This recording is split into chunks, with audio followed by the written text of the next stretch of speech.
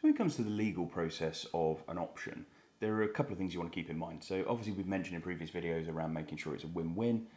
When it comes to the legal process, you need to make sure that you've protected yourself, because when all is said and done, you've got to make sure that you're okay when you get out of this. And if anything goes wrong, you need to make sure that you're protected. If the vendor changes their mind, you need to make sure you're protected.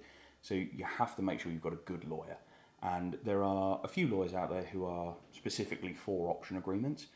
So it's well worth sort of connecting with them and using them, because they'll have the understanding of what needs to go into an option agreement in order to make it legal and also to make sure that you're protected.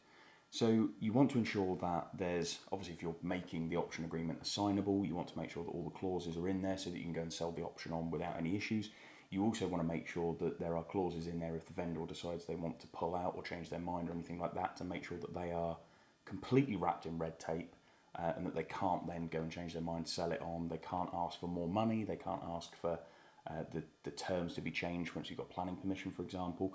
You also need to set out very firmly the timescales of the option agreement. So if the option agreement is for 12 months, you need to ensure that there are performance clauses within that to say, okay, we will complete within 12 months. You could add subject to X, Y, and Z coming through. If you make it subject to planning permission, you need to make sure that there are performance clauses added within that to say, okay, well, when planning permission comes in, is it the moment that approval comes in? Is it the moment that you've ticked off the pre-commencements, for example?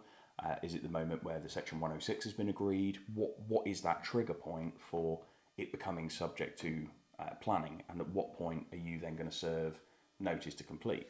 And that's another key bit, is that notice to complete. How long do you have between going, if it's a 12-month option agreement, obviously if you go at month 6, for example, do you have to give a certain amount of notice to complete? Do they need a month's notice? Do they need 2 months' notice?